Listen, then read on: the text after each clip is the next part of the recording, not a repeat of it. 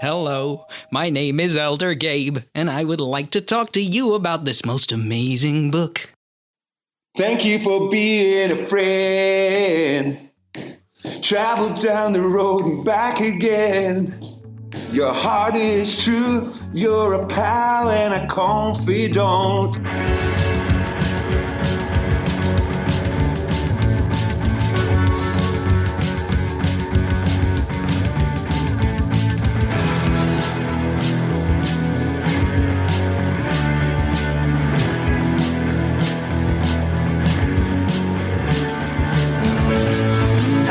And welcome to another episode of the Neutral Cider Hotel podcast. My name is Gabe Cook, and coming up on the show this week, we will be chatting with Simon Neil, frontman of the chart-topping band Biffy, Clyro.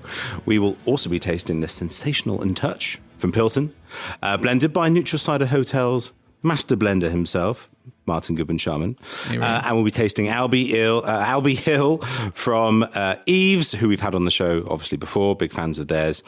And which also features in Ciderology by Gabe Cook, because it is a really, really ruddy good cider. And if I were to repeat Ciderology by Gabe Cook, there appears to be a real life dinger in the house. That's not just electronic. If I say Ciderology... Wow, that's amazing. Producer Scott has just added a new actual bell to the tech. Anyway, finally, we will be diving back into some of the questions that you've been asking of us and to see if we can come up with a cogent and coherent answer. Good luck, stay tuned. But first, and I know that my co-hosts dread the words "but first" because they've got no idea what I'm going to go with. But first, in these tough times, everybody, we're all individually trying to find solace and hope, and you know, trying to find a way through difficulty. And some of us might even endeavor to seek help from a higher power.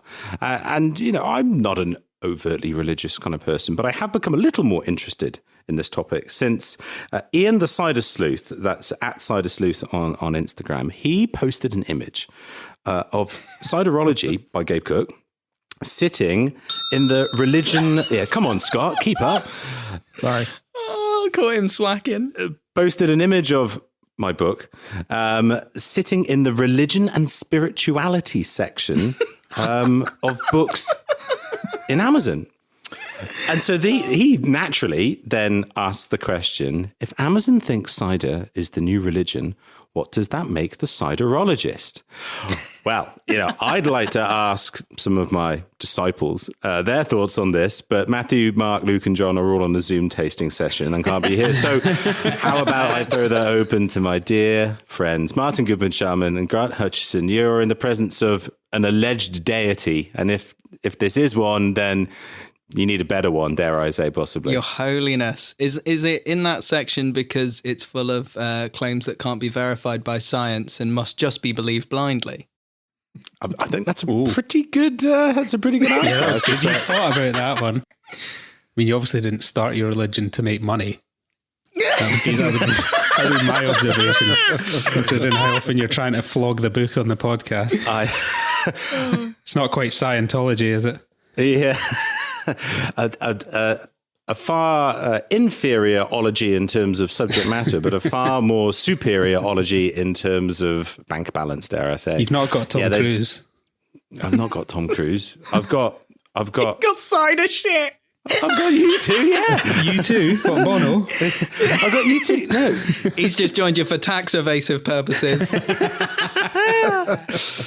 the funny thing is, you know, the word ciderologist is actually trademarked. I do have that trademark because I thought at the beginning, at the beginning of my journey, everyone's going to want a piece of it.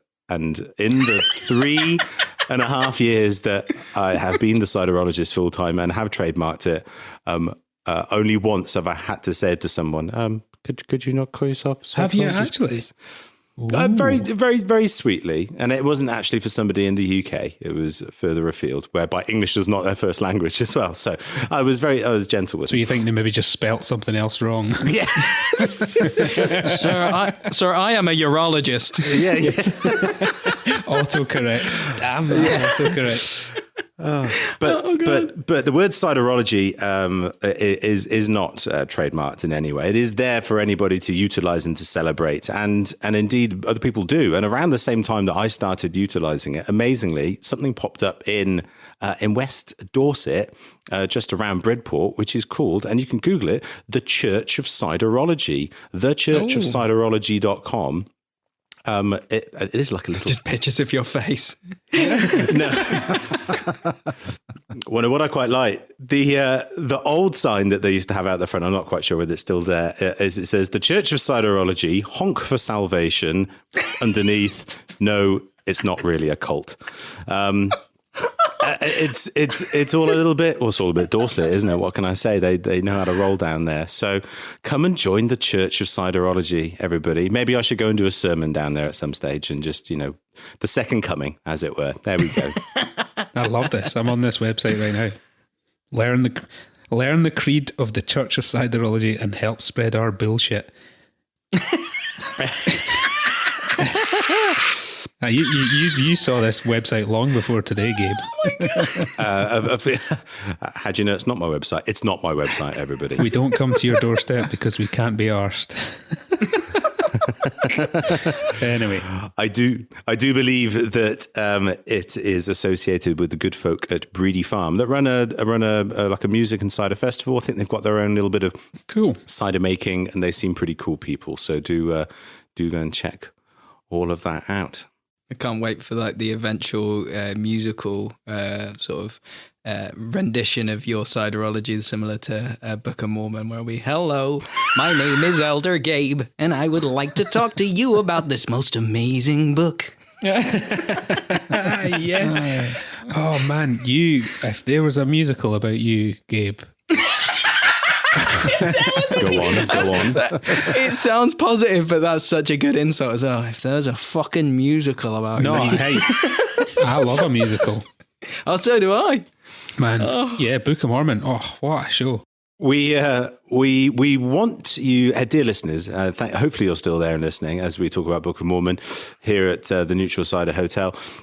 If you're enjoying the conversation and you think that this constitutes as one of your favourite bits or one of your favourite episodes through the year, then do keep track, because we will be doing a vote at the end of the year to make sure that you can find out which one was the listeners' episode of the year, rather than just our thoughts of what's funny or what's not. But before we move on, it's Burns night this week, is it not? Yeah. Thursday.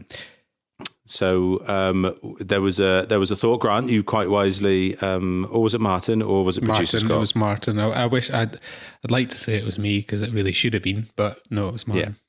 So the Cornishman had a really good idea to think, for us to come up with an idea as in homage to Burns Night.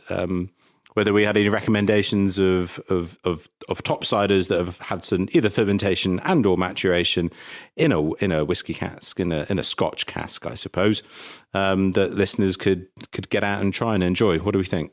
Yeah, well, I brought it up not because I was super keen and ready to go with it. It was because I was at Pilton and he racks Tam O'Shanter on Burns Night into whiskey barrels. So I thought, oh, well, that's like going to be a week after we record it. So yeah, this will definitely be then. So my pick would be, he's got Tam O'Shanter at the moment, but there are also special cases held back of the 16 vintage Tam O'Shanter, and it is tasting fucking sublime. It's like that little vanilla barrel character, a little touch of smoke, but all of that sort of character is pulled back and subdued by the sugar, so you've just got this moorish, like honey liquid. It is an absolute dream. Nice. Lovely. For me, there's many producers to call out. Actually, Hallett's. I'm not sure we've ever spoken about Hallett's on the Neutral Cider Hotel. Great Welsh cider maker, Crumlin, just outside Pontypridd. I'm going to get the right Ponty, not Pontypandy. It's actually pronounced that Pontypridd. At Crumlin at Blangorney Farm. Andy and Annie Hallett, fantastic cider makers. And the American listeners going, what is happening? So many words that I have no idea what you're saying. At the Ponty. Go. Say it again, but slower, Gabe. At least it wasn't next to Llanvi Hangul Crwcrwni. That's the one's a little bit more challenging. No, it's I can't remember. They're just outside. I think it's just outside Pontypool, actually, rather than Pontypridd. But there we go. And anyway, that's so much better. Thank you. Yes, you couldn't have picked one that you knew where they were. Well, off the top of my head, because obviously I'd given considerable thought to this, just wanted to give a shout out to Hallett's, great cider makers, and they utilize a range of different barrels in their cider making, some Pedro Jimenez, and they use some bourbon barrels as well, but they do use great whiskey casks to get just real nice, bold, smooth flavors. Okay, well, I'll pick a Scottish one to redeem myself for not suggesting this whole idea. There's Ryan at Caledonian Cider on the Black Isle Factory near Inverness. Sorry, Factory. He well, I mean, I think most of his ciders have spent time in whiskey barrels, but he has one specifically called Isla Cask, which I probably don't need to explain. But it's a juice from cider from Dabinet, so it's kind of doubling down on that smoke and spice, and it's pretty intense. I'd say a 750 is one to share, but it's really brilliant, and he's got it. You know, you could get going with Isla Cask, you could get it quite wrong, I think, because it's so strong. But he's managed to get the balance with the cider and the barrel influence totally right. So yeah, Caledonian Isla Cask for me. I don't know which, because I know he said he's done a couple of those, but the one that I tried, I thought, this is a bit much, like it's pretty intense, and like you said, a proper sharer. But I looked and the bottle was empty, so I was like, well, definitely can do it by yourself. Like it's an absolute blinding drink. Yeah, I think it's the initial taste is like, whoa. And especially if you've been drinking other ciders, you know, that maybe haven't even been in a barrel at all, it can give you a wee slap across the face, but it's a gentle finish. That'll be on the label next time. Isla Cask can give you a wee slap on the face. I was going to say, I think Ryan might owe us a bit of commission as well, since we've mentioned him about 20 I know episodes. He must be the most mentioned cider. Granted, half of the mentions were about spiders and his children, so it might not be true. That's also intentionally incorrect. So I think we actually owe him factory, spiders, children. Oh God! So those are our picks then. That's it. Yeah, those are our picks. And I've just checked; it is just west of Pontypool. There we go. Ponty. Don't saying that, you know, I don't try and set the record straight. So that's our well, there we go. There's our wild rambles for this week. It looks like it's going to be another slow week in the cider news. So we're just going to get straight to our special guest. Coming up next, in conversation with our friend of the pod and a quite literal rock star, it's frontman Simon Neil from the band Biffy Clyro.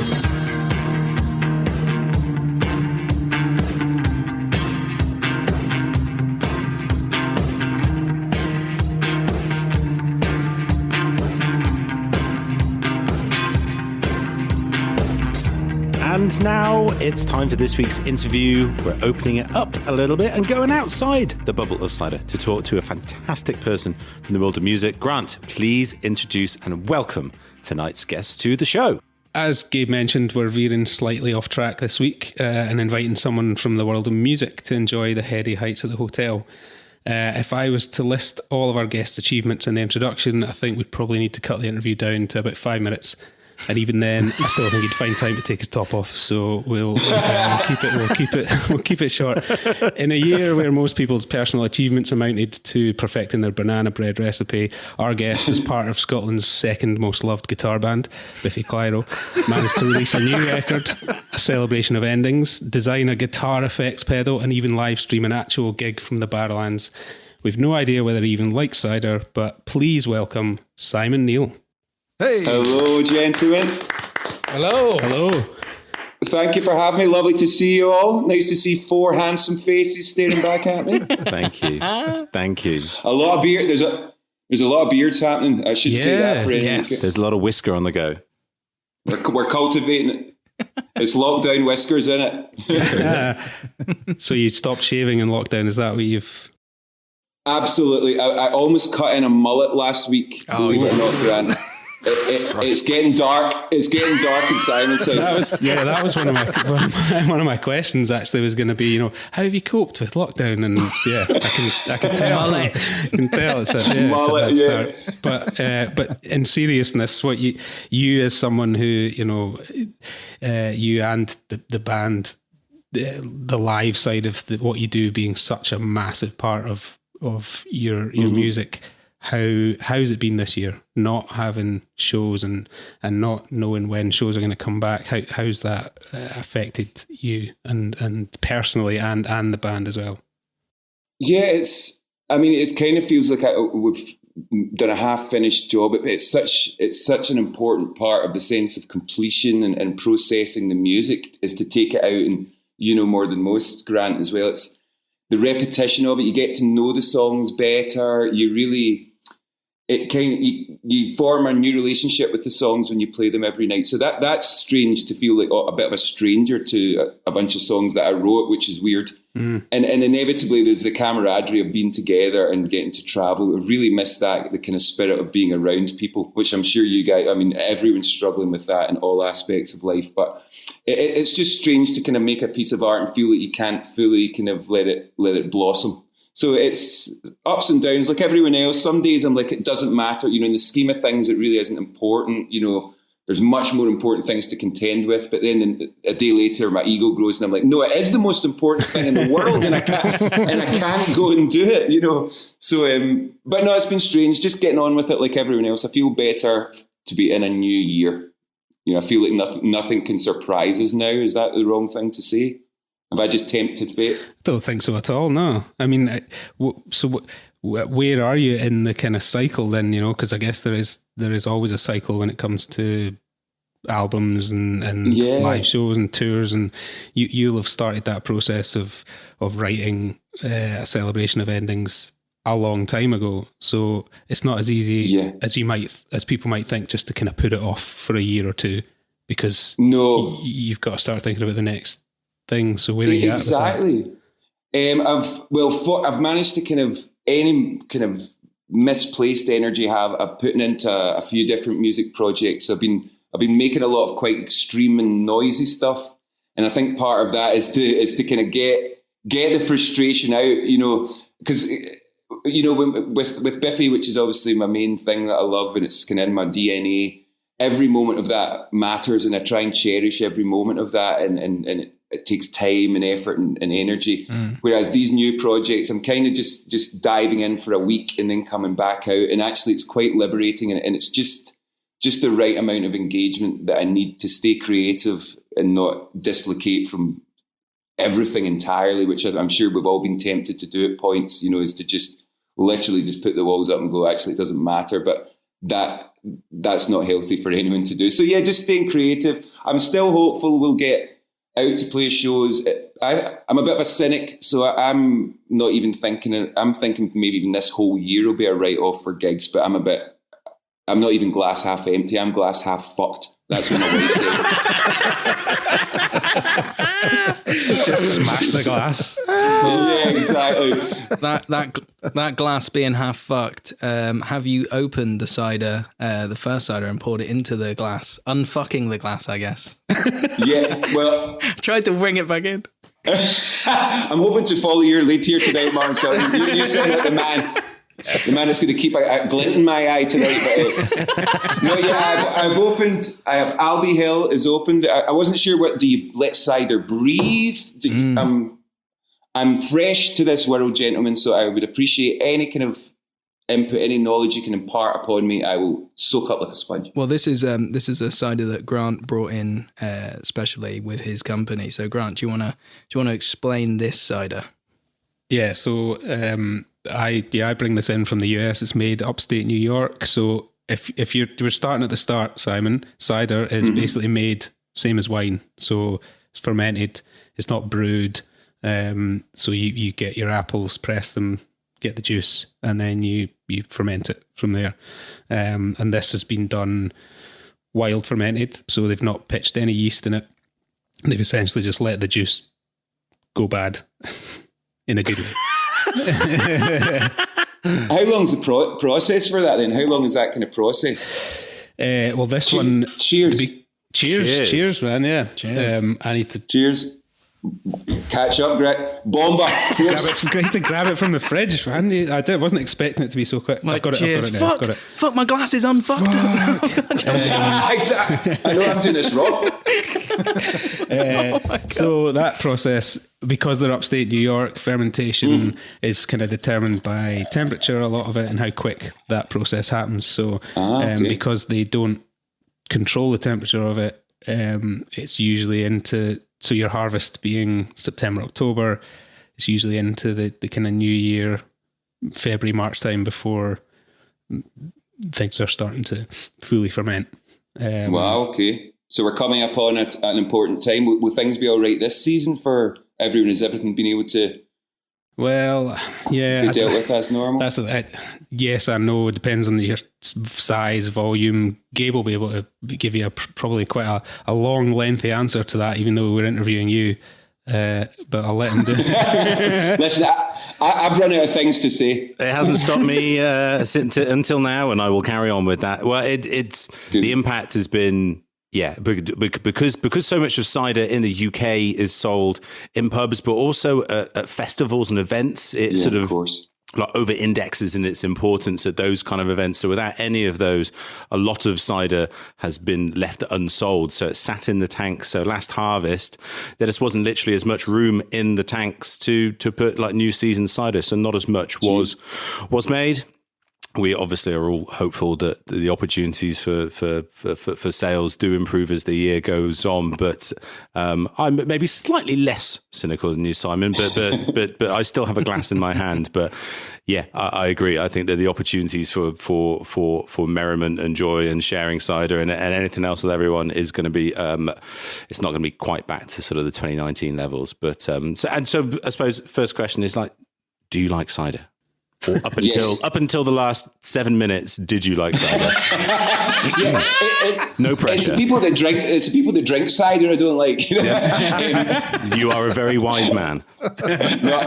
It's delicious. I'm sure, like from an ignorant perspective, I grew up and the first alcoholic drink I ever drank was cider. I'm sure, like a lot of us, and actually.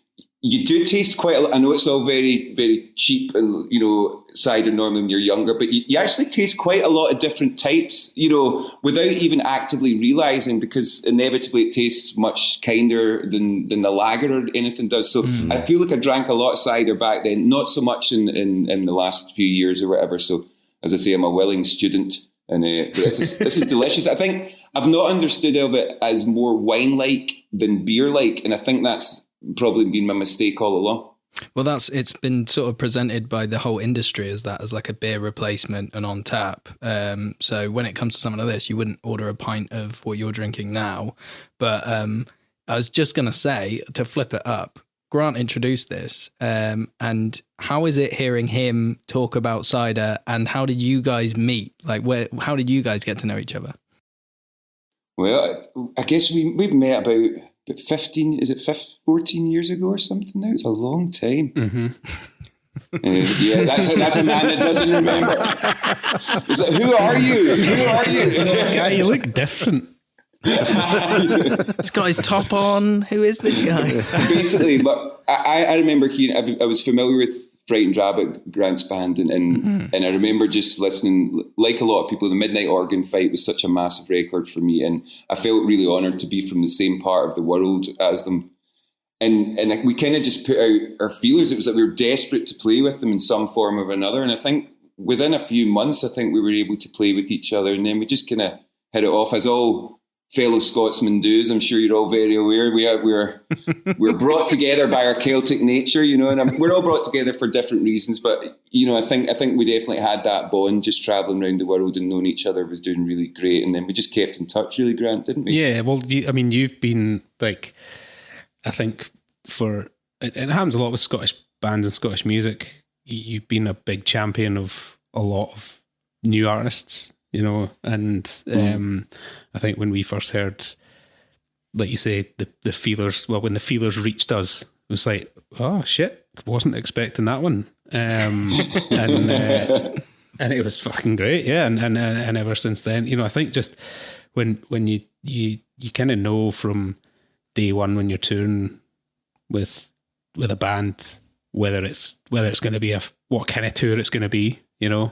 Yeah. And I know, because sadly there are some tours where you can spend like a month with people and almost never share more than like 5 sentences, and then in other tours you know you're kind of in each other's space all the time, and it can be so harmonious and nice, but sometimes there's no connection. And sorry, I didn't mean to speak over you there, Grant. No, I want you to speak as much as possible. Okay. But as you don't know at the start of a tour, you know, sometimes you have hopes, and I mean, to be honest, we knew we'd got on with you guys because we were Scottish. We just got on with it. Everyone's going to get the same motivation for it. You know, no one gets too big for their boots. It's like, let's we're all here to do this together, so let's make it as pleasant for everyone as possible.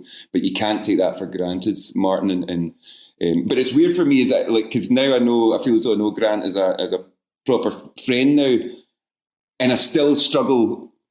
It's like I almost have to separate you, Grant. You know, like when I'm chatting to you, I have to just think you're not necessarily, you know, you didn't have anything to do with Pride and Rabbit, you know, and then, but you know, like just to kind of have a proper chat so that I'm not fanboying all the time. You know, I mean, that's, you know, it goes both ways. Simon Neil from Biffy Clyro. Charm will get you everywhere, man. Charm will get you everywhere. Oh my God. But do you guys go to many shows? Are you guys like big music goers? I know this isn't a music. Well, I think Martin's holding in his fanboy. Yeah. No. So for me, it basically out of your whole catalogue, Infinity Land is one that, like, growing up, I was like, Wow. absolutely love it.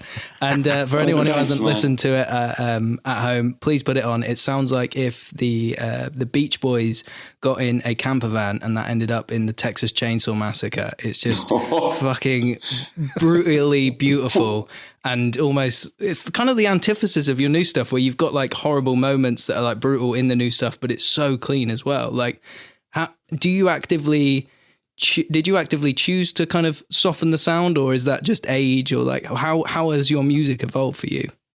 I think it is just getting a little bit older.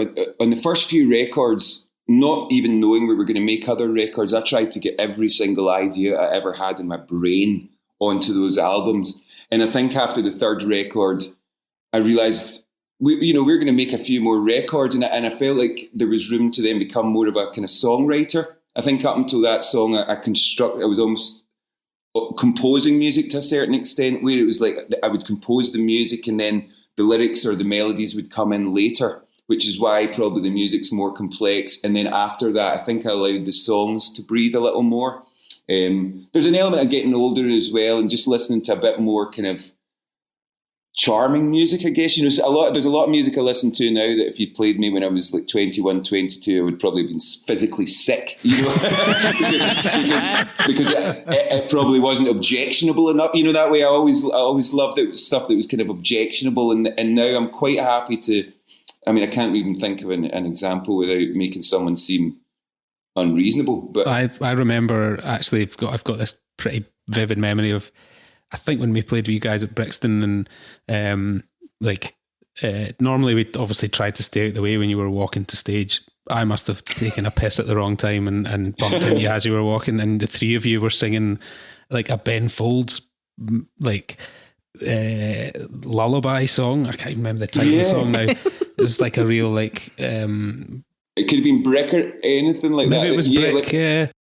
Because we loved like Crowded House and stuff as well. You know, it was always when you described us as like Beach Boys going to a weird desk, I always wanted us to be either the sweetest band or the ugliest kind of band, and I think we still inhabit those areas at points. But I'm definitely more of a slave to the song now. You know, like I feel like I'm always kind of trying to wait for the goosebump moment as much as possible. You know, because what I've realised as well, clever musical ideas can be impressive, but I don't always go back to listen to albums that I love just because of the technical aspect. And sometimes, I go back because I want to feel a certain way. Sometimes I do want to be dazzled by musicianship. Yeah. But it's. I mean, if you ask me this question in a year's time, Martin, I could give you a different answer. You know what I mean? But it's you've got to be just true to where you are. I guess that's the honesty. That's the beauty of it, is like to always evolve. Because as soon as you kind of go, this is who I am, the world moves on past you, and you're like, suddenly the things that were heavy that you go, oh, fucking listen to this. It's like, mate, production, writing, everything's gone on. Yeah. And actually, you're right about in terms of technology. The way I write music now is so much different. In those early records, we didn't even record them. I just used to keep the songs in my mind, which didn't make me the most pleasant person to be around. Like that all the time. Like cross-eyed. Yeah, exactly. It's like, what's wrong with Simon? Clowns on pills. we might have actually beat that. There's also that excuse, but yeah, it's just definitely. I forgot even what I'm saying there. I'm having too much fun. What you mentioned, like the not being able to explore these songs live. Yeah. How I mean, I guess we don't know when you're going to be able to tour again. No. But have you thought about, say it's next year? Has everything been shunted back? Are you going to just say, okay, well, let's say we're touring next year, let's concentrate on the celebration of endings and then not release another album for 2 years? Or do you think you're going to be like, okay, I've got an album in my head that I want to record. Should we do somewhere to put it? Yeah, well, I remember you saying that to me about Opposites, and I was like, fucking hell, it's a double album. Like, how big is it? No word of a lie. That actually gave me an actual nervous breakdown. No, you said I was going to ask that seriously. Like, how did that affect your mental health, having a double album in your head? Oh, well, exactly. I mean, a before and after shot, you should have seen that, day one compared to the end of it. But yeah, the live thing, like how, where do you think you're going to be starting next year in terms of the longer? Yeah, bigger picture. I think we've got another like 15 to 20 songs that we didn't record for Celebration of Endings that didn't fit into the track list. So our intention is to go in a few weeks and just actually get all that music recorded and maybe put that out at some point in this year, basically until we can hit the road. But it's strange because the songs will be new in 18 months or like now, whenever we would tour, because we haven't played them, but actually they'll be really old to some people, and it's such a weird, it's just and even older to you as well. That's the thing, Well, that's true. Yeah, it's weird. It really is weird, and it's unnatural. As Grant mentioned earlier, normally the distance between having the songs ready and releasing the album is long enough anyway. So when you wait that length of time, and then you've got another year on top of that potentially before you're playing again, it's tough. But I'm always rather think of things that in a slightly tougher way and maybe a more negative way, and then be pleasantly surprised rather than, we're still announced for some shows in Europe in summer and stuff. And there was one announced the other day for Norway. So just different countries are doing different things as well. They'll never let us Brits in anywhere though. That's true. Because we're the worst of the worst. We've got the worst numbers in the world. Yeah, it's horrific. Going if you go to New Zealand and quarantine for 2 weeks, you could tour there, man. I'd love that. Did you see they had festivals over New Year and everything? Yeah, man. They've had one death since September or something. You're joking. It shows it's achievable. If we had someone in charge that knew what they were doing in Westminster, then we would be a lot closer. That's what's... Well, Dominic Raab, 2 years ago said he was surprised he didn't know that the United Kingdom was an island. So I don't think we've got much fucking hope. But oh my God. If you watch it, type Dominic Raab, island, and he's like, you can see him thinking it through, and you're like, don't fucking say it. Is he not foreign secretary right now? Yeah, he is the foreign secretary. We're gonna move on before I kill someone. But I know. The foreign secretary. That's it. But you were talking about kind of the goosebump moments and everything as well. And what I love about the latest album, I've literally got a sore throat from belting it in the car on the way home from work today. Oh, thanks, brother. But like the moments that do stand out like that, they remind me of the earlier work, is like, especially the end, the last song, like Cop Syrup. It's the fuck everybody. I've just been saying that all day, just going around the house going, fuck everybody. But that to me sounds like that needs to be in an audience, like that needs to be in that setting. How has that been for you, like writing music and it just being like knocked on the head, that kind of reception? It's strange. The one good thing is most of the music was written before we knew that we wouldn't be able to play it live. So the expectation is there in the music, which is why it has that energy, and it feels that some of the songs are kind of almost clawing to get out the speakers. And if anything, the fact that we've not been able to play these songs, it makes the kind of new ideas we're working on have that feral energy, and I think, conversely or perversely, because we can't be on a stage just now, the music we're making is such live sounding music, and it needs an audience. So it's just strange. If I think about it too much, I'll probably get a bit sad, but at the moment it just is what it is. And I'm trying not to engage too much with the kind of emotional side of not being able to kind of inhabit those songs, because when you're in the studio, it's one thing, and it's kind of, you're in your brain, you're in your bubble of people, and you're making this thing, but until you share it or are there to share it, it just feels like it perhaps hasn't, fully blossomed yet. So it's strange, but no, we'll be firing on all cylinders when we can get back on stage. We will. I've got my fingers crossed, perhaps before the end of the year, but I worry about the summer, to be honest. I worry about the festivals at the moment. I don't see how, if we can't sit in a room with our friends and family and have a drink, like you guys, it's like, if we can't do this together in a room, we're nowhere near doing 10,000 people in a room. You know what I mean? Let's be perfectly honest. But this replicates quite well, I think. Like when we're chatting, and we've said it before, we want it to feel like a bit like a pub, and you're just drinking with mates at a table. But like you say, you can't, there's no transferable thing. I've watched live gigs at home, and it just doesn't have the energy. The energy is the whole fucking reason. It is. There's a transference of magic in the room, to be honest. At any live show, there's an energy transferring from people to performer and vice versa, through sound, through touch. And without that, it just loses it. It loses something. And you're right. I mean, I've never been a massive fan of watching like live DVDs or DVDs. Good. What year? Me and my live VHSs. I've got my mini disc player. I referenced HMV earlier in a conversation. The good old days. Are they even a thing? Yeah. How long have we been in lockdown, man? We've been in lockdown since like 98. Go to HMV to buy the Biffy unplugged DVD. Yeah, exactly. I'm going to go to Our Price. Remember Our Price? They were 2 pence cheaper than FOP. Yeah. I tell you what, Our Price was my only source of, and I live in a town called Ayr, and it was my only music shop, and it was where I got most of the records that mattered to me a lot. And you used to go in and like pre-order albums, fucking like 3 weeks in advance. It would cost you a small fortune, but it was so worth it. The excitement was there, which is so. Tell us a bit about some of those bands then. Young Simon. Well, believe it or not, it started with a cassette single of Sting and Eric Clapton. Wow! And it was a song from Lethal Weapon 3. Oh. It was just like, I hate to say it. And the percussion track, like this, Grant, was a Zippo lighter. It's like, it's pure pomp. It's such rich rock and roll guys. Like, let's mic up the fucking Zippo and we'll make a killer percussion track, But no, I mean, I got my first, like, when I was like, get Metallica, Pearl Jam and Nirvana, bands that were really big and important to me when I was just kind of coming of age.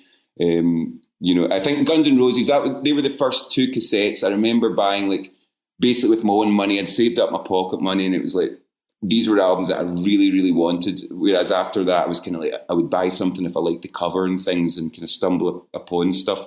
But it was that way you knew that it would be like every 4 weeks before you would save your pocket money up or save your lunch money to actually have enough to buy a cassette, you know what I mean? So you thought about your purchases for a long time, But now you're like headlining the same festivals that those bands that you talk about headlined. How did that feel? What was your first headline slot, and what was your reaction? You like, fuck off, we're not doing that. Which it feels, you'll know what I mean by this, Grant. It feels like a different event when you're doing it. Like it feels like the same rules don't apply. So, you know, I think the very first, was it Reading and Leeds? I think was the first big. No, it was Sonosphere, which was like a kind of metal festival that they used to hold at the Nebworth House, which is where Led Zeppelin played and Queen and everything. Yeah. And I remember being very aware of the history of that place going into the show, and to be honest, I felt like a charlatan the whole night. You know, that way it was like this. It just didn't compute in my mind that we were on that stage in that spot. So it took a few headline slots before I really started to enjoy it, and without sounding like a narcissist, like feel like we belong there. You know, that we belong here. The people, you know, that the music deserves this, because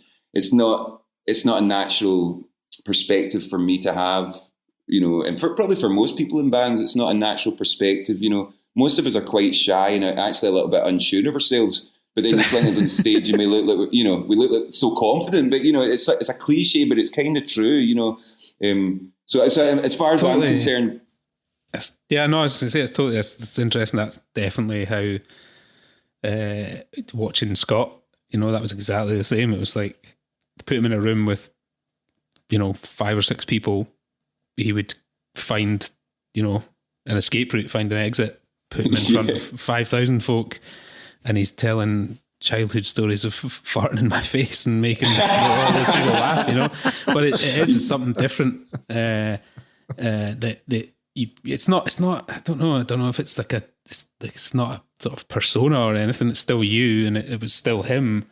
But it's interesting that you say that. It's switching on that mild kind of performance side, isn't it? And it's just engaging and as you say, you know, it's maybe not natural, you know, it wasn't natural to Scott, but then it does seem so natural, it's so organic. It's like, where are you more comfortable? You know, maybe because sometimes people look more comfortable on stage, but actually in their mind they're having a nightmare, you know.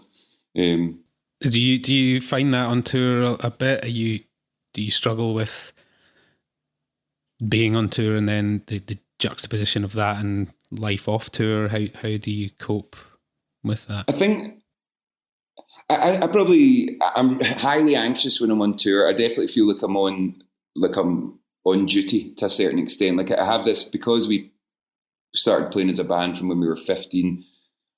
Every gig, I feel like it has to be the best gig we've ever done. So I kind of put this pressure on myself, and I'm sure most musicians and people, or, you know, you guys will be the same. It's like you want every time you do something to be the best it is. Sometimes that can become detrimental, because then I don't necessarily allow myself to enjoy some moments because I'm maybe overly critical, or I'm not inhabiting the moment. But to be honest, I find it quite easy to switch off when I come home. I don't struggle too much with that. I think I'm quite a homebody. Like my more natural kind of setting is to be kind of quiet and not around many people. And actually, it's a smaller part of my personality is the kind of show off side. But so to inhabit that for long periods of time, I struggle with a little bit. But I'm not complaining. You know, don't get me wrong. It's not. I can deal with it, no problem. You know, just you know, it's like just let your freak flag fly, and it's achievable. You know. But yeah, you said like not complaining about it, and it's one of those where it's like it's kind of in the eye of the beholder. So if anyone's looking, going like, oh, but you're at this big band and you're successful, your struggles are still your struggles. And I mean, you touched on it, and then we kind of brushed on to another question. But like you said about actually having a breakdown because of the weight of opposites. Like, can you just basically sum up what that was, with if it's not too much? Yeah, of course. I don't want to bring us all in a downer or anything, gents. No, mate, we got booze. It's fine. We'll crack after this. We'll crack another cider. Yeah, the glass is fucked. Yeah, get the gin out after this. That'll definitely do it. Well, we were going to make a double album. Our drummer Ben was at that point reliant a lot on booze. The irony that we're sitting here enjoying a drink here, but Ben wasn't quite able to enjoy a drink as such. It became a little bit of a crutch. And before the album started, there was a real big moment where Ben just stopped drinking. It all came to a horrible head, and he stopped drinking. And it was like literally the first day in the studio, like a big drama happened the night before we started. And And so in the first day of recording that double album, there was a massive kind of turmoil amongst us all, and Ben had a massive life decision that he was choosing to take, but that was the priority was to make sure Ben was well health-wise, and suddenly the album, it wasn't that important. Ben played brilliant on the record, but it was like, get yourself well. Yeah. And I think I didn't realise, but it took us about 4 months to make that record, and I think I worked every day for 3 months of it, and it was a labour of love. I loved it, but I didn't realise what a toll it was taking. So then we got home, went on tour a week later, flying into Toronto, and just when the plane took off, I knew I wasn't feeling right, and then when we landed, I just couldn't function. I was just kind of, again, not to bring us down, but I was just crying nonstop, just a real bad time. I couldn't go through immigration.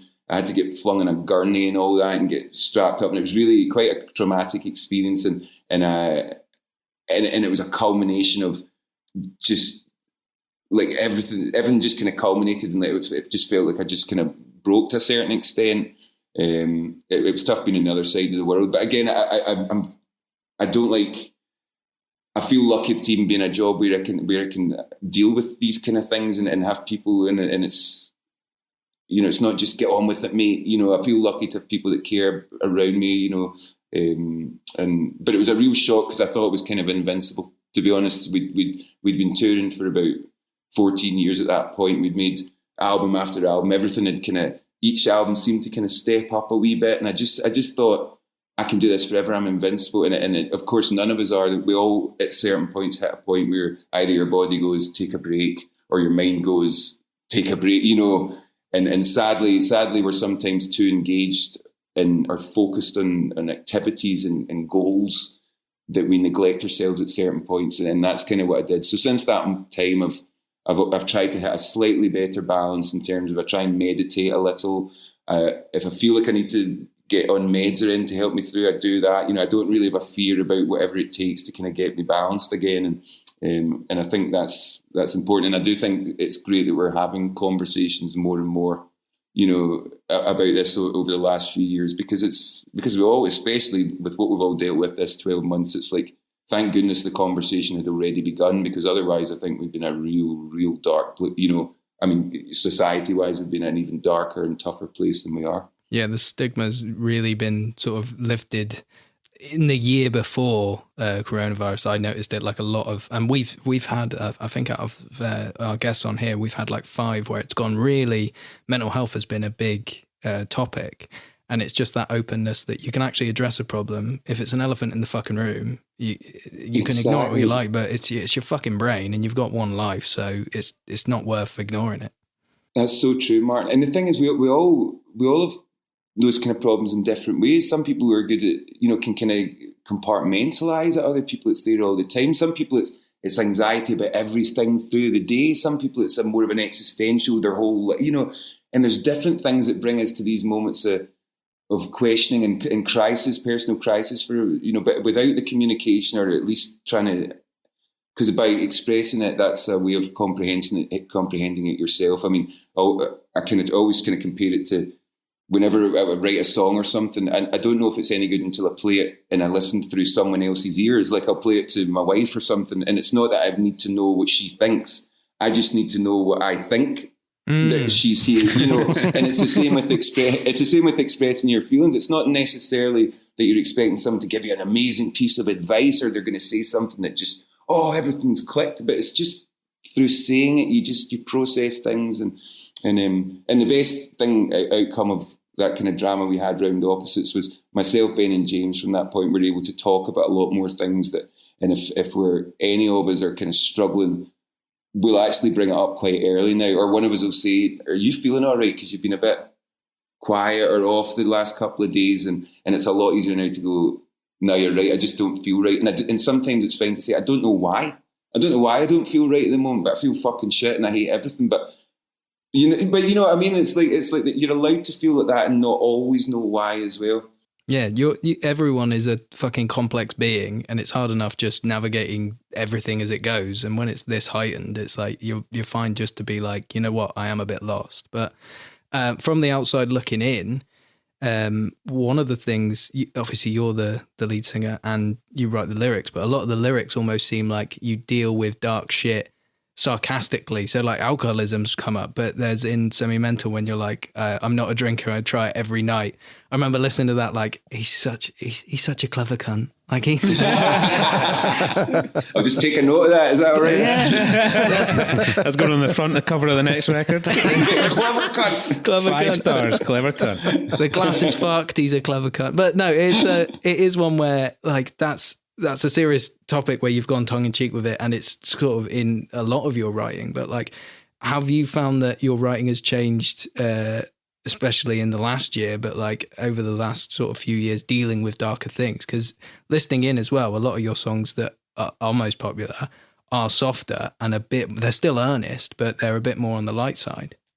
Yeah, I think it's definitely. I mean, I process things through my songs. I can never really judge my lyrics until a couple of years later, to be quite honest. That's the one thing I'm least confident about with my music. I'm always quite sure about what we're doing musically, how I want it to sound, where it should kind of end up. And with my lyrics, even up until, I mean, almost until I've finished the album, I'm still quite questioning whether I should rewrite lines. And inevitably it takes Ben or James to kind of say, look, this is great, man. Like, why are you worrying? Or sometimes actually my wife Francesca, because I might not even say to Ben and James, because I don't want them to freak out that there's 12 hours on the session and he wants to re-sing all the songs. Sometimes I just need someone to say, look, like snap out of it, like don't have a wee cry. And sometimes it can just be a crisis of confidence. But that's always the thing I've least confident about Martin. So it's I really appreciate you saying that, because it's the thing that I probably put most work into, because I'm least sure of myself. Some people are just, and I hope Grant doesn't make me mention Scott, are just poets, and I know Scott's wasn't waking up in the morning just writing perfect song. It's like it takes a bit of work, but he was born to do it. He did that as well. He poured over lyrics, and it took us the same. It's the same as you just said about Ben and James. Like, so often we would have to go, man, it's done. Like it's there. Okay. Well, because I think he, like you say about he's got a natural poet. I think he's sort of struggled with that title, or that what he'd kind of set the bar so high for himself that when it came to something that maybe in his opinion wasn't quite as intelligent, or he didn't think people would think it was, he'd be like, oh no, I had to go and rewrite that. You're like, no, man, that's you've said in 4 words what would take me 200 words to not even say. But it's true. Yeah. And so often it takes someone on the outside to say, here. You've nailed it. Yeah, don't worry about it anymore. Did you struggle with that with your playing much, Grant? When or were you? Did you find it quite easy to go nailed it, or were you doubtful? Oh, always doubtful. I mean, thankfully Scott would tell me if I was doing it right or wrong. So. Or fart in your face. It's what we do.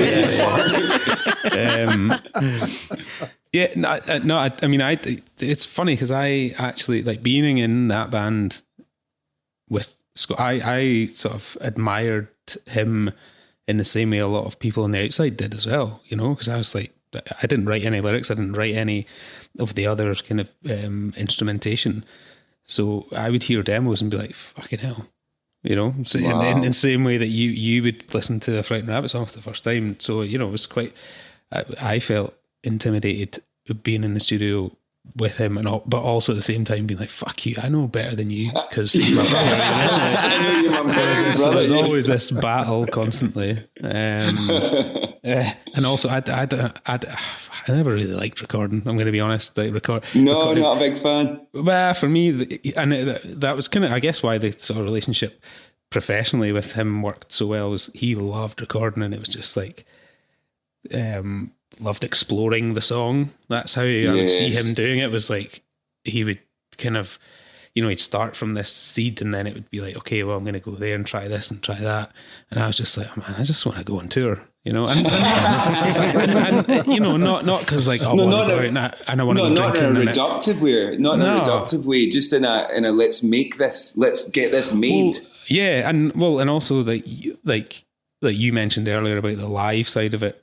That's when I felt the songs came to life, was in those little moments that you have where something changes in a song, and it might be by accident, or it might be a look, and you do something differently, and then you do it again the next night, and then you maybe extend it again. And that was like, I loved, they were like live things for me, the songs, whereas for Scott, they were definitely like, they were sort of pieces that should live forever as they are, okay. That people then will, they'll listen to the record, and the record is what matters. No one's that becomes the canon. That's canon. Yeah, and whereas I was like, no, it's a living being that you kind of every night you get to add some water to, and it grows a little bit. And I loved that. So I was always like, fuck it, let's get my parts down. If you're happy with it, I'm happy with it, because I'm not going to play it the same live. And Scott would have known that as well. Exactly. You're never going to play it like that again, are you, bastard? I know exactly. Yeah, I mean, how do you do that when it comes to like studio to live? Do you sit down and kind of go, let's try this and let's try that, or does it happen organically on stage anymore? Because I know your shows now are because they're so much bigger and they're more production. They're sort of they kind of need to be slicker. Do you have that freedom to be able to just fuck about on stage as much? Well, there's definitely moments that we keep. I mean, I guess any kind of older songs that we play live will have no click track. Say more of the songs in the last couple of records maybe have some clicks because we've got more synths and things and. We've got 2 extra members now, which obviously, changes everything, because you just have making sure that everyone can hear it all proper. But for me, there always needs to be a level of spontaneity. I mean, there's a song we play called Living is a Problem, because everything dies in an instant in it. There's a moment where we just pause, and I'll just sing a random song every night. And my main concern when I'm doing it is to make Ben and James laugh. That's my main aim. And if I do that, I'm over the moon. Some nights it's like I'm talking about, sing the Golden Girls theme tune, things like that. Can you do that for us now? I can forget. Thank you for being a friend. Travel down the road and back again. Your heart is true. You're a pal and a confidant. Yeah. If you threw a party. Sorry, I'll stop there. I know too many theme tunes, I'm afraid. But I was going to ask what do you tend to play at home? But you've already answered my question. That's already done. Which whether there's any sort of current musicians that you're really enjoying, or whether there's any sort of classic albums or things that you always sort of go back to. Yeah, I mean, this year it's been a weird relationship with music this year. I don't know if you guys are the same or if you're the same, Gabe, but I started off listening to a lot of my favourites during lockdown just to have a sense of kind of comfort or control. But since then, actually, I've not listened to an awful lot of music. When I'm out in my car, I listen. I'll listen if ever I'm going anywhere. But actually, at home, I'm not really immersing myself in anything the way I thought I would. Watching a few movies here and there, but at the start, it was like, oh, everyone's going to be so creative. We're all going to do so much. We're all going to read. I'm going to learn how to speak Japanese. We're going to make so much banana bread. Yeah, so much. I know, so much banana bread. You're still eating it. Read the entire works of Murakami, that kind of thing. And actually, none of it came to fruition. So, but one record that really spoke to me was the Fiona Apple album from last year, which I don't know if you guys are familiar. I love that, and I know it's. If you don't like it, you just don't like it. It's kind of like a Bovril. Like a couple of my friends, I'm like, it's the best album of the year, and they're like, I don't hear it. I don't hear it. But if it makes sense to you, it's a gloriously raw, rough, ragged record, and just one of the most kind of honest sounding and honest intentioned records I've heard in years. And when it's someone that is kind of as iconic as Fiona Apple is, and to come back as a woman, a grown woman who's seen and learned so much and has a lot of kind of knowledge and things to impart on people, it just felt like the perfect moment for that album to drop. And actually, it was one of the few records that made perfect sense to me during lockdown, you know. Well, with her especially, and it links back to you, like listening to, she's got a song called like a Hot Knife, where I can imagine it in a Scottish accent because she layers her vocals, like layers and layers and layers like you do, and listening to the albums as well, instrumentally. And it just, as soon as you said it, I was like, oh, fuck, that actually sounds very similar, like to as an audience kind of thing. Oh, well, thank you so much. It's funny because people just presume I listen to Metallica all the time. And don't get me wrong, every day, Gabe, you know, don't get me wrong, I fucking love Metallica, but, you know, whenever I mention anything like that, oh, what you're listening to, you know, I don't know, Lauryn Hill, and it's like, oh, he's listening to Lauryn Hill. You know, like, it's funny how people presume because you like loud music that you maybe would never listen to anything with you know, a slightly more subtlety perhaps, or, you know, a bit more nuance, but it's all present in our Biffy music. You know, if you know our band, and not to sound like an egomaniac here, but we have like there's layers to lots of what we do that maybe on a first listen that you maybe miss. You know, and never sound like I'm just making excuses for people that don't like our band, but you know what I mean. It's like, everybody should listen to it. Oh, you don't get it, guys? Do you not get it? Is it too complex? You know, too sophisticated? Talking about complex songs, one of your most complex songs, actually, me and my wife have both been singing it all summer, and it was WAP. He went for it. And honestly, as a Cornishman, it's a bad Scottish accent, but I've just, every now and then I just go, certified freak.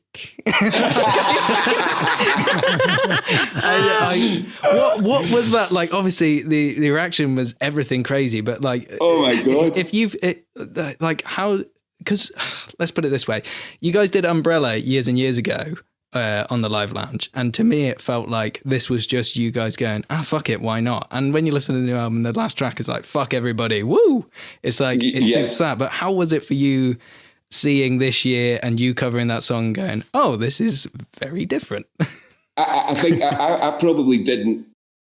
I've misjudged the moment. I thought it was a continuation. You know, when Marmaduke Duke, my other band, we covered Single Ladies, you know, which is an empowering female anthem, if that's the right way to put it, an empowering anthem.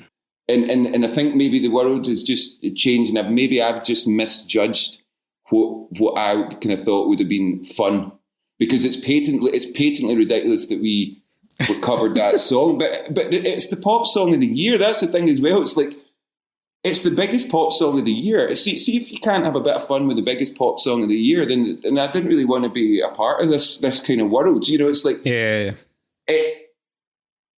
it's omnipresent. You know, I think we're allowed to kind of have a little bit of fun with massive cultural things, because what else is there to have fun with in a year like this, you know? And also, if people avoid it, then where are we as well? You know, people don't touch that song, you know, don't... I know, it becomes a really interesting conversation, you know, because you know, a couple of conversations with people about it, you know, and I really felt bad, because the last thing I wanted to do is anyone to think that we were in any way disrespecting two wonderfully talented women from the other side of the world, but we're fucking in the west coast of Scotland. It's funny to sing, you know.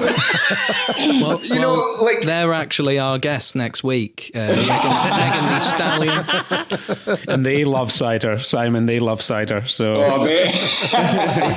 But it does bring it back to like the kind of the zeitgeist moment, and that is, like it or not, it might be seen as like a movement in time and everything. That song is a commercial product, and it belongs to the audience, and you, even though you're a band, are the audience as well. And it's the same. I know the guys who made Game of Thrones and HBO said that it was the most pirated show when it came out, and they were like, yeah, and that's good. We don't mind people stealing it because it keeps it in the discussion, and you're not taking away someone's voice by adding your own to it, especially with that song. As just my opinion. No, but thank you. And the thing is, it's what the context of it as well was. It was at lunchtime, so the reason the lyrics were changed was because it wasn't appropriate on Radio 1. It wasn't a disrespect to like, oh, change those lyrics and have a laugh. It's like, well, I can't say these words at lunchtime, but we want to cover the biggest pop song of the year. So we just tweaked it. And as I say, I think I just misjudged the moment, and maybe I'm just an old guy that's out of touch. I honestly really don't think I am. Think about how different the summer would have been if instead you covered Death Grips, giving bad people good ideas. Like, yeah, exactly. You just missed the fucking mark, mate. Missed the boat.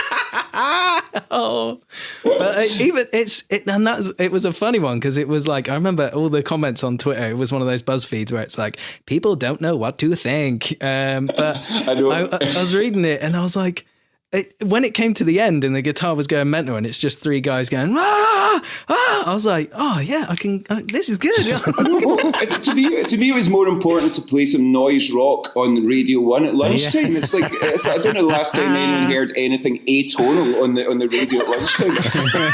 Also, we do have, whenever we cover songs in the past, like we've covered like Buddy Holly by Weezer and things, and Take Me Out by Franz Ferdinand, and we really mess with songs. That's part of what we do with the covers. So as I say, in context, every song we've ever covered has sounded very far from what the original sentiment of the song was, and that's just how we want to cover songs. If songs are as great as they are in their original form, I don't want to try and do a worse version of that. I'd much rather just do something that's a bit more off the wall. That's what I always think, never cover a song and try and do it as well as they do it, because they've nailed it. They have nailed that song.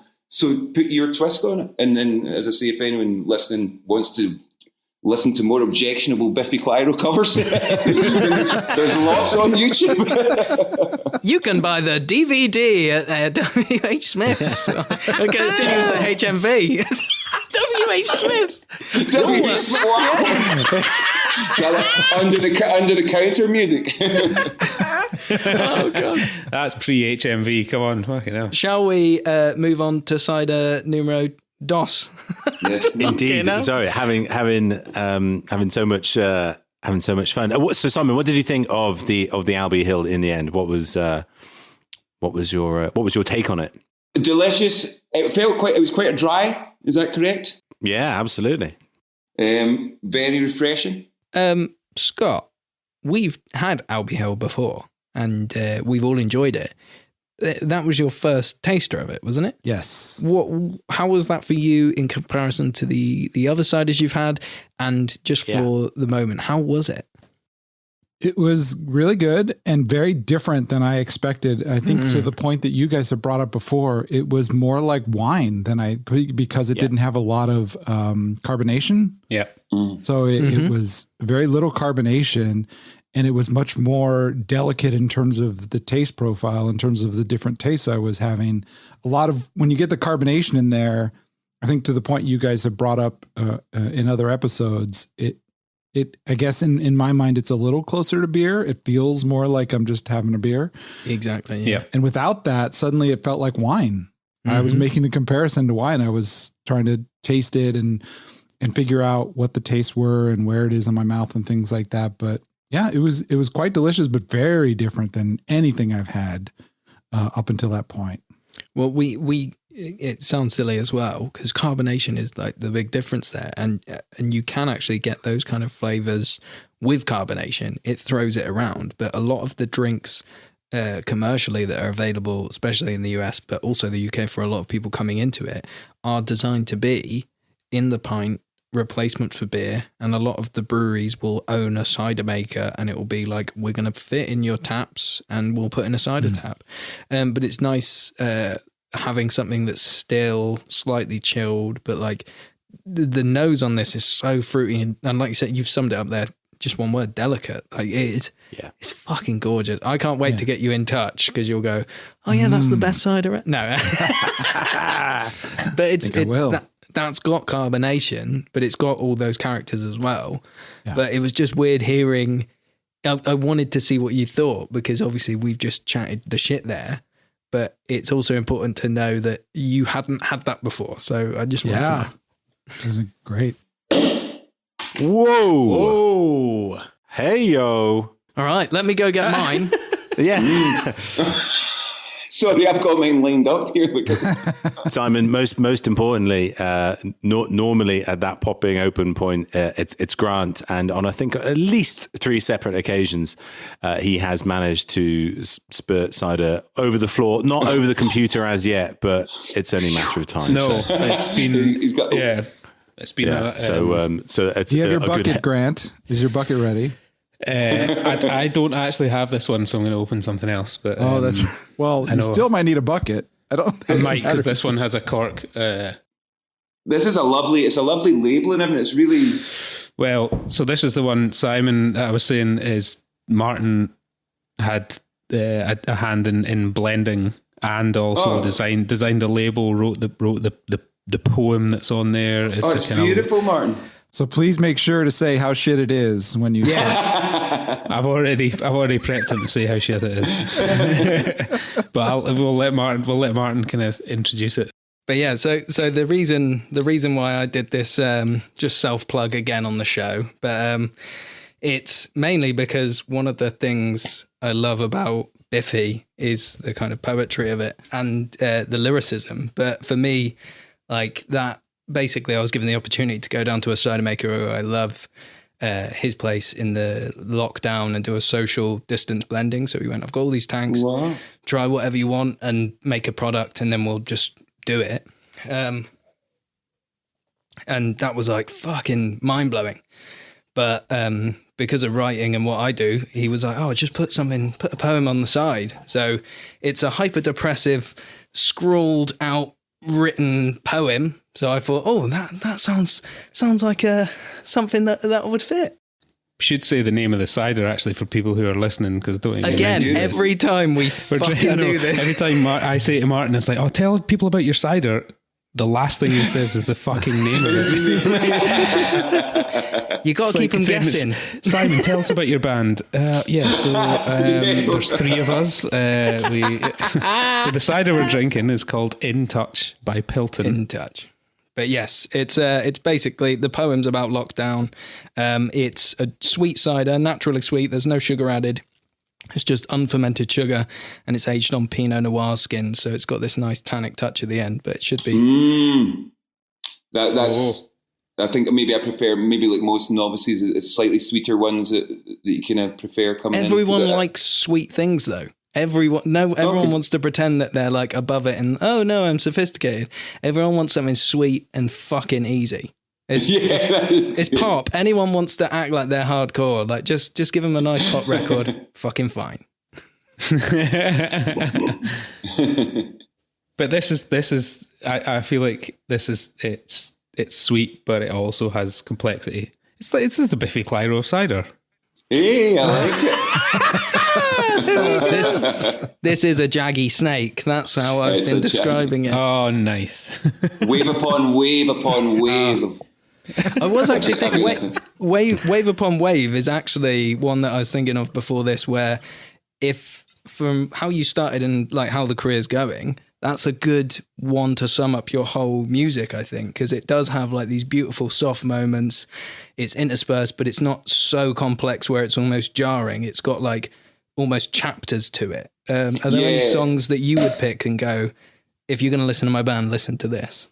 I mean, that's a good choice. We played that on our Ellipsis tour, or the last record that we toured, and that was one of the earlier songs that we picked for that exact reason. It still felt like it kind of fitted with exactly who we are now. But the song there's a couple of songs I would choose to sum up our band, and they're both on opposites actually. And one's Victory Over the Sun, which I think that kind of sums up.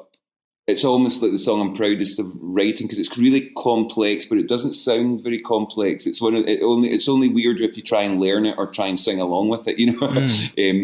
And then, I mean, an early song I'm proud of is "There's No Such Thing as a Jaggy Snake," which to me it's better than Bohemian Rhapsody, guys. You know, to me it's Bohemian Rhapsody on steroids. But that is, and this is scientifically true. That is your best song. Like just a fact. Scientifically, The algorithm says. The numbers are in, and it is their best song, ladies and gentlemen. Anyone who did listen earlier, but that is the. So it's been mentioned already in that. It's like Arabian Nights meets Melvin's down a back alley. It's weird, but again, part of that, and the beauty of having a song like that is that when we had Jaggy Snake, I knew that I couldn't write a song more complex and more together than that song. So I was like, I'm not going to bother trying, it literally, I felt like I peaked out in everything I wanted to achieve in that level of kind of complexity for our band, for a 3-piece band, and what we could do, just the three of us. And I think that's why then after Infinityland, there was the reaction kind of became puzzle and things became simpler, because I tried to write a couple of songs after Jaggy that were kind of as complex, and it ended up becoming a bit of a workout to play and to think of, and it was ended up the enjoyment factor wasn't there. It was more yes, we made it to the end. Well done, and that's not what music's for. It shouldn't be a pat in the back. We made it.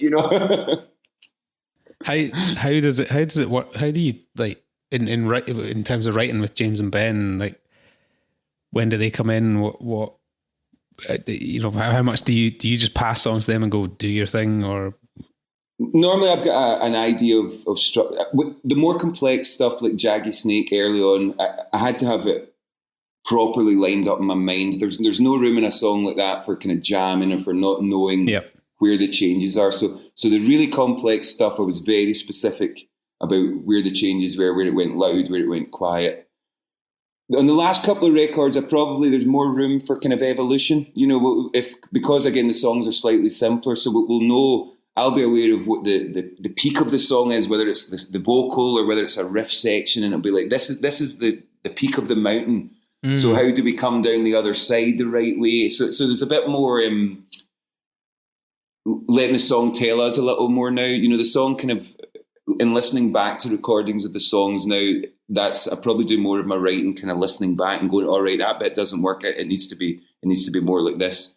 Whereas early on, it was almost like architecturally drawn out. This is where we're going. So you go in, record, listen back, then go back in and kind of work through it that way. Believe it or not, I record everything I've written on my phone. I don't like to send the boys I like to stand and play the song in front of them, because you're never sure even how you're standing and playing it can kind of be reinterpreted. So I'll normally go in and be like, the main riff does this, and then we'll kind of feel it out, and it'll be like, right, the next two sections do this or something. There's maybe the odd song where it just feels right. You're starting playing and it's just, there's only one thing the song should do. But no, it's important for me. I like to have all my kind of bottles or eggs lined up, whatever, I don't know. Bottles of eggs. Yeah, bottles of eggs lined up, so that I can... I love that track from the second album. Hey, don't tempt me, Frodo. That's a really bottles of eggs. Of eggs. I love it. Please, just when you're like, you're going to do something. Straight away, it makes perfect sense. I'll take credit. Yeah, there you go. Okay, no. If you could just pop in a song title with cider in there as well, that would be greatly appreciated on behalf of the entirety of the industry, to get a bit of positive coverage I can make that happen, Gabe. I'll make that happen. There you go. Jesus. A verbal contract is legally binding, so I will be. I don't want to steal Martin's question because it is Martin's go ahead, question. Baby. It's all good. It was about album artwork and just interesting as to how and why you approach that, and just me looking at the Only Revolution's album cover today and going, wow, those flags look quite like some of the Inside album cover from Division Bell by Pink Floyd, and I hadn't even actually, dare I say, done the full research. And it blew my mind that it was from Storm Torgerson, which must have been an amazing experience to work with someone like that. Yeah, it's God rest his soul, Storm. We worked with him on 3 records and like 12 singles or something, so we got to know him really well. He's everything you wanted him to be. Some people you meet and you're like, oh, no, they were normal. You couldn't believe that it was the same guy. when you meet Storm, he had a glint in his eye. He was mischievous. He would wind up the record company something wicked. Like he loved playing with the record company. He was a wicked flirt as well. Like a proper glint in his eye, not in a creepy way, not in a not an unacceptable, just like that classic old school charmer. And the way his mind worked. Everything we talked about, you could see his brain just creating a visual. He just thinks in a different way. But we would send him demos from the very first time we recorded it, or the very first set of lyrics I would write. He was like, I want to hear everything. I want to see everything. So it was a very, it was kind of collaborative, but he's very specific about what he wants. He sends you a bunch of options, and then if whatever you like or whatever speaks to you, he then has his vision about how that should be. So that was quite liberating as well, being able to trust him fully. On the first 3 albums, with the artwork in those records, like the Infinity Land cover was done by a close friend of ours called Chris Fleming, who was just a local artist, and he just made an incredible painting that we loved. And that became the cover. The Vertigo Bliss cover was a picture we saw when we were gigging in Marseille in France. We just saw this poster, and it turned out it was this Italian erotic designer called Milo Manara, who's highly regarded and culturally significant in Italy. Even though it's very erotic and actually get taken slightly the wrong way. Some places thought it was like, again, we were quite often taken the wrong way. Seems to be a theme here, Simon. that record got banned in Australia. Like it didn't even get released in Australia because of some. And the first album, Black and Sky, was a postcard I saw at university. Like a student had put out his art. So it's literally the one job aspect of what I do. I feel is to always have my antennae out. So whether it's art, whether it's a sound, whether it's a word or it's a sentence, anything can kind of inform and inspire the music or the album or the art. And that's my only job, is to be aware, to pick up those signals when they're coming in. So every album's had a different kind of gestation period. Every album's had a slightly different start point. On this album, actually, the artwork was done by an incredible Northern Irish artist called Thomas Robson. And I just stumbled across one of his paintings because I just saw this classic painting, and there was just these massive big paint stripes through this iconic old portraiture. And I just loved the kind of iconoclastic nature of it, the reverence for the old, but also the fuck the old history, and I like the sentiment of kind of building upon something that was there before, but actually you can make something it's a completely brand new thing. So just where my mind was at that point, it made perfect sense with the lyrics and everything. And but yeah, it's tough. I mean, and again, thinking about Frightened Rabbit, it's like Scott took a lot. See, to do the artwork's a lot to put in your shoulders, and I think anyone to have that full vision themselves it's so spectacular, because even just dip and toe in with another artist to see what they come up with, it's so immersive, and it's really, it takes your entire soul to kind of make that stuff come together. So I've got so much respect for anyone that does it all themselves, because I normally just sit and point and go, I like that, I don't like that, make that blue, We want the finest artwork known to humanity. We want them here, we want them now. We want them right now. I did offer to draw the album covers for Scott. It is one for the audience as well, like being with those albums, especially. I know I say Infinity Land a lot, but it's one of my top albums ever. But the imagery of it is half of it as well, like seeing that and holding it and it being of the time as well. Like it's the whole fucking package. It isn't just the music and then, that's the album cover. It's like, this is the whole fucking moment. It's the whole thing, because the title actually from that record, not to get too grim now, I was reading a lot about serial killers at that point. And Jeffrey Dahmer used to have this imaginary room that he would call Infinity Land, and he made drawings of it, and he would have the most grotesque things, and like decomposing bodies and body parts, and he would draw it, and it was like a kind of dining room type thing, but he was just surrounded by everything. Very primitive drawing, not like fucking Jeremy. Too busy killing folk. No need to review his artwork. Yeah. No time for his art course. He couldn't. No time for night school. Yeah. Jeffrey, your line work leaves a lot to be desired. It was no Bob Ross, I'll tell you that.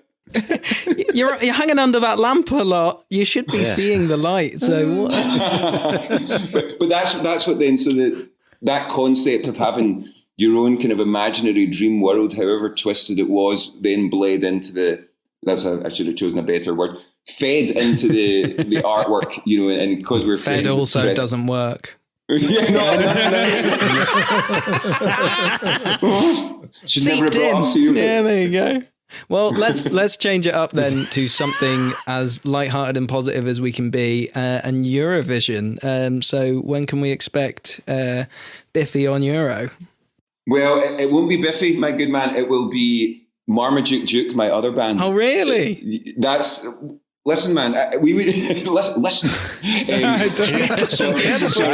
He's a bottle in, like. I know people that say that. I'm sorry. Listen. Oh God. Marmaduke Duke, my other band, we dress up, we wear masks, we wear hot pants, we have a dancer on stage with us. Everything is tongue in cheek, literally and metaphorically tongue in cheek. And we actually Rubber Lover's a tune. It's a tune, man. It's almost like, I think it's one of my biggest hits. Is this throwaway song about a blow up doll? Man, Billy used to play every time Billy got pissed. Honestly, like when that came out, he was like, "Well, I'm putting this on Marmaduke Duke." Honestly, Billy listened to it. Billy loves Rubber Lover. It's one of his favourite songs that's ever been written. I love that so much. I would never imagine that. What year was that? That was 2000. Well, we released 2 albums, so we were doing a trilogy. The first album's called It's Marmaduke Duke. The Magnificent Duke is the first album. Marmaduke Duke Pandemonium is the second album, which is Rubber Lover. And the new one we're working on is Marmaduke Duke, and it's The Death of the Duke. And it's a 3-album trilogy. It's a story. It was based on these 2 made-up novels that we decided years ago. It was written by a fella called George Stabero. It was a long night. Just yearning away.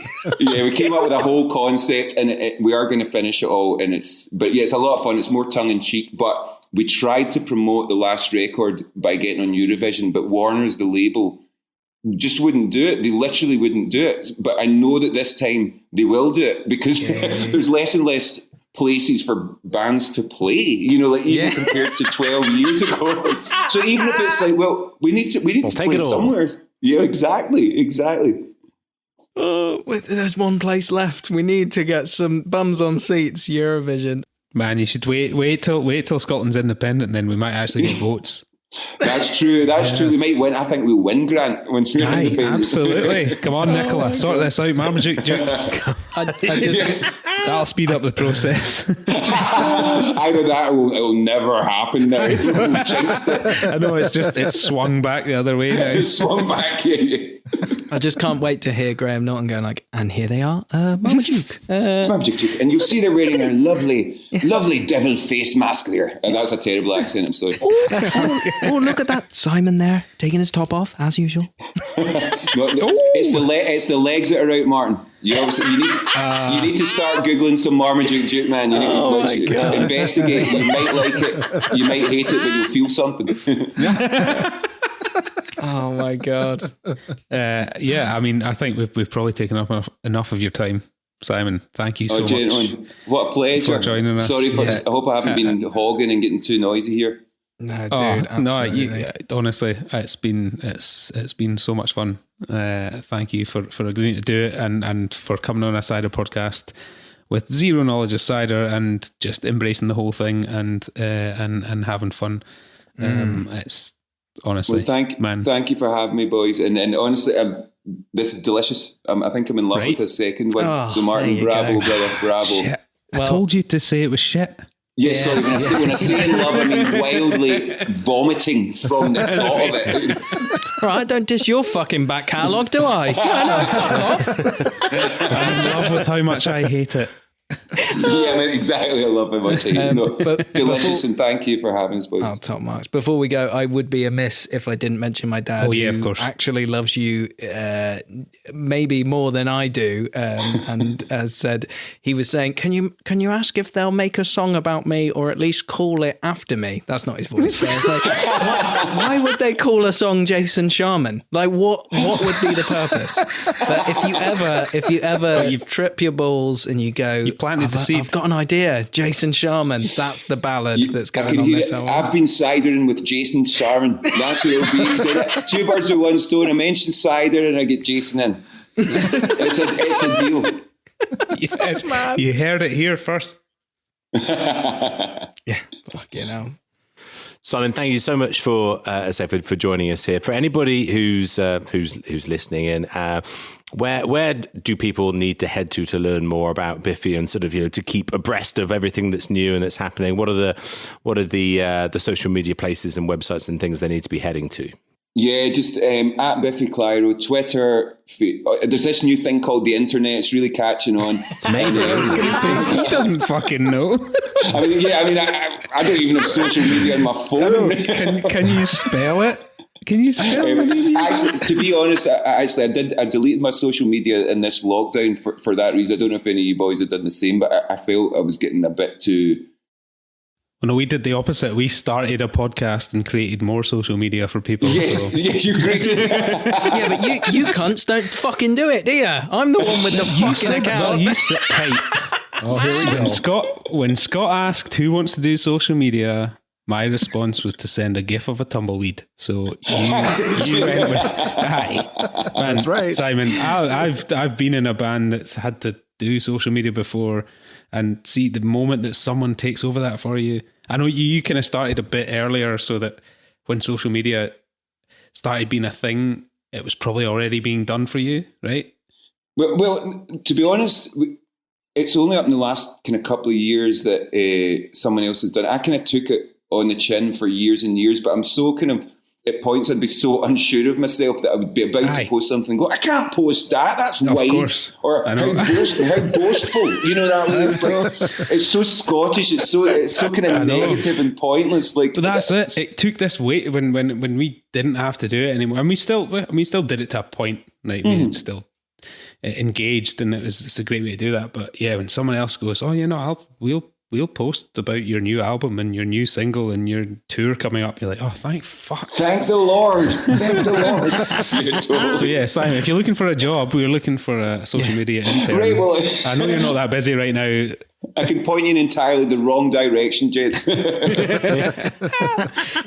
If you're interested in more, head to myspace.com/Biffy Clyro. Exactly. No, yeah, we're in all the usuals. You'll find us everywhere. All your usual HMVs, our prices, and things like that. Okay, now. Well, dude, thank you so fucking much. Yeah, thanks so much, man. Absolute legend. Cheers, man. Pleasure, dude. Cheers.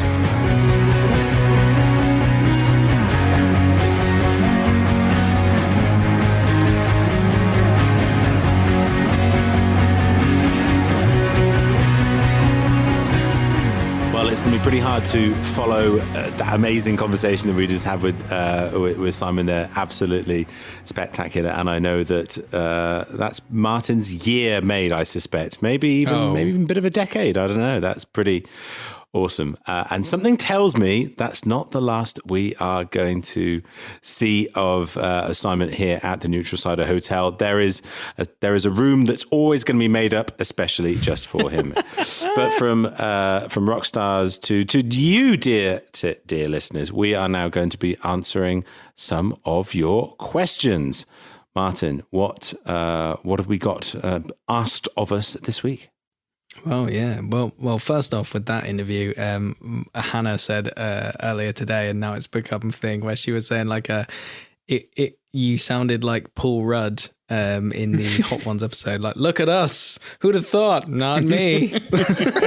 Just me cracking a cider.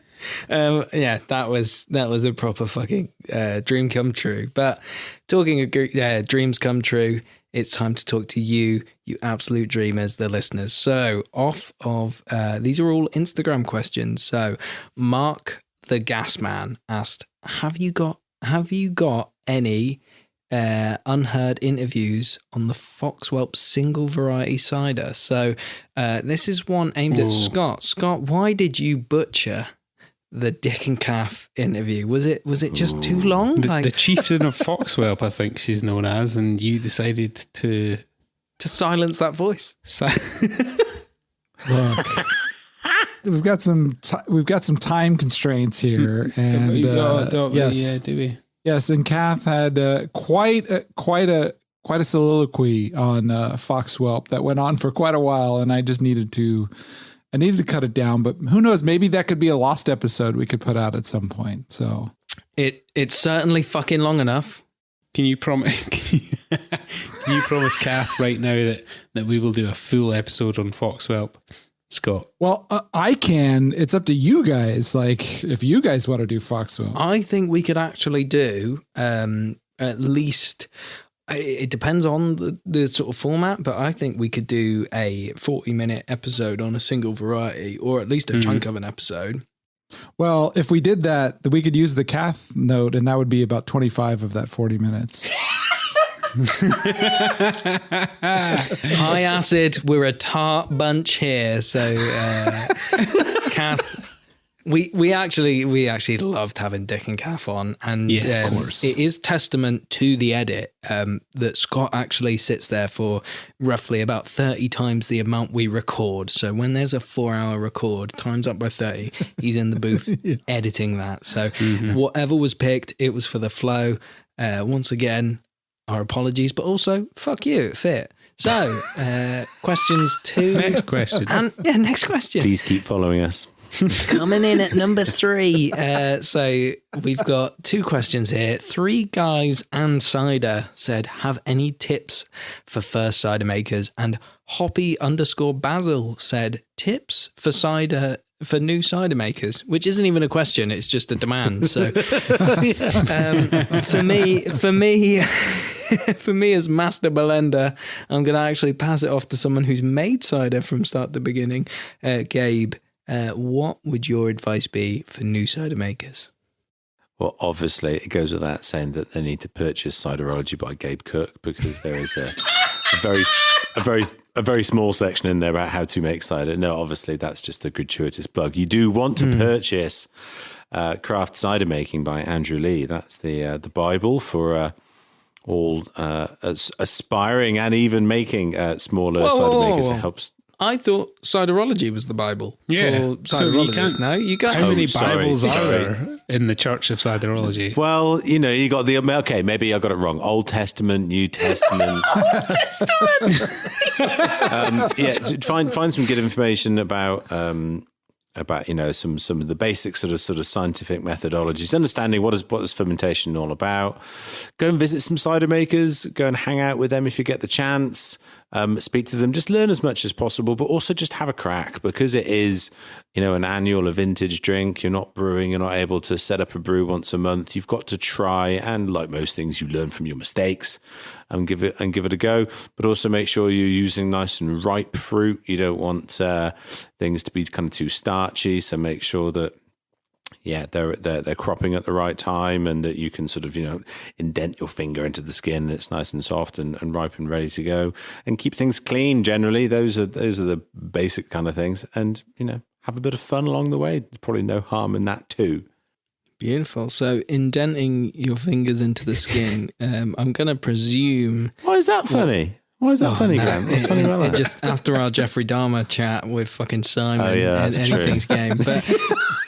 I don't know. I just didn't imagine the response to the question. Have you got any tips for new cider makers? One of them to be indent your finger into the skin. But it is important though. The fruit. Well, okay, but so my response to that would have been, well, a new cider maker who's really just like doing it in their house or in the kitchen might not even have fruit. It might just be juice. So just indent the skin of the juice. Indent the eczemic skin of the juice. We got the episode title, lads. No, go on. Yeah. You're very true. You're very true, Grant. Take it back a level.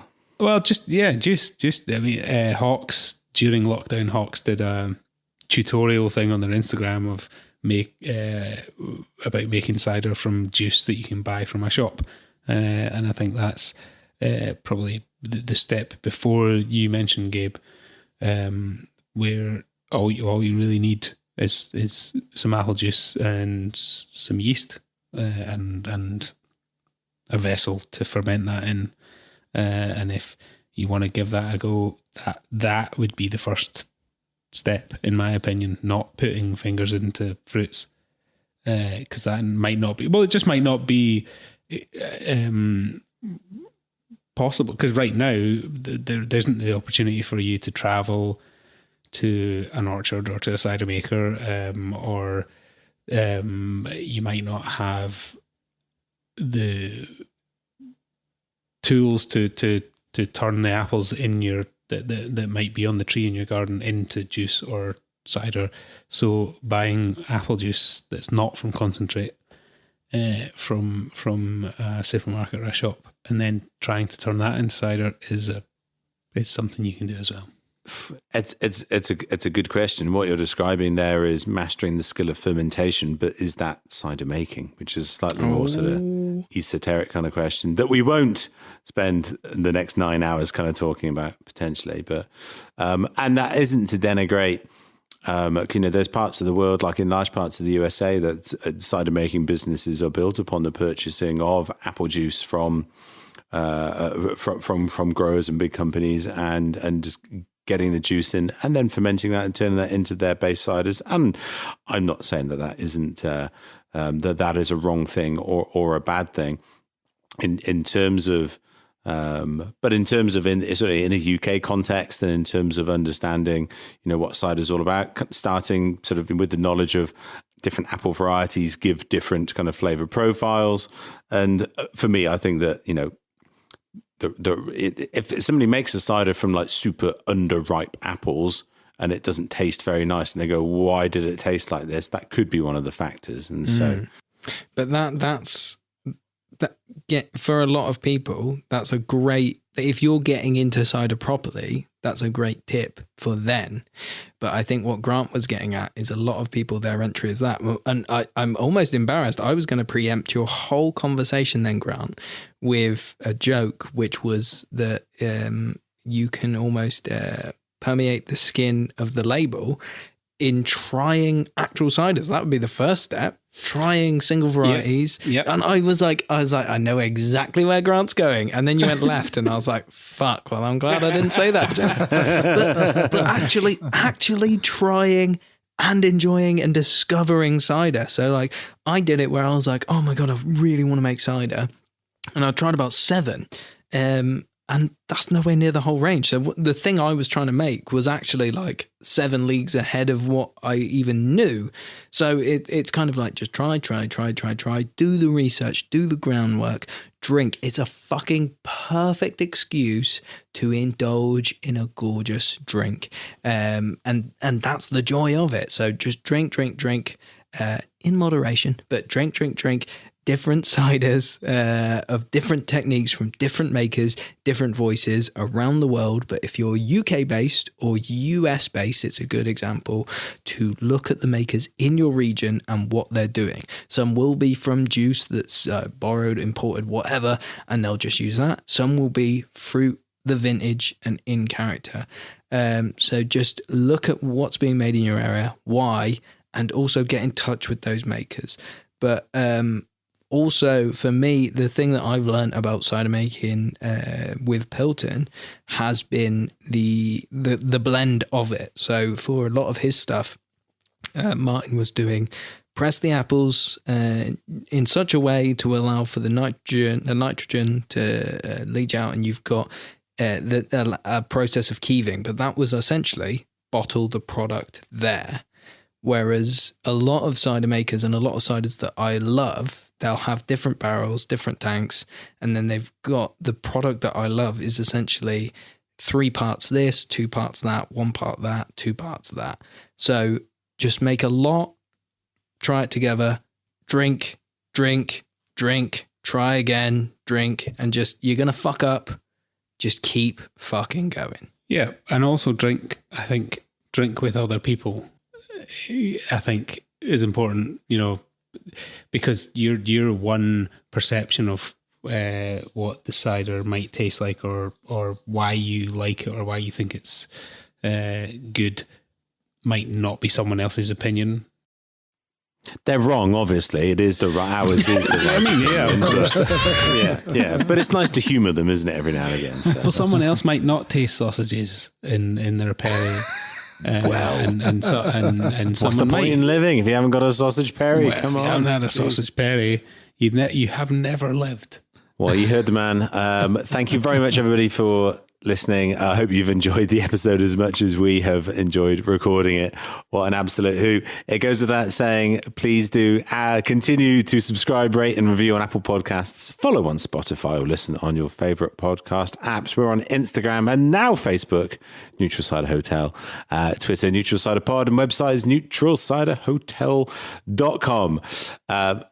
Thank you very much. What a I'm going to say, what a hoot.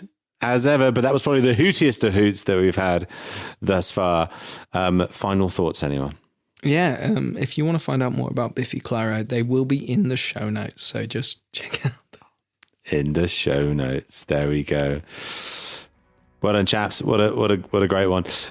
See you next time, everybody. Checking out of the Neutral Cider Hotel and quite possibly listening to Biffy Clyro on the way home. See you next time.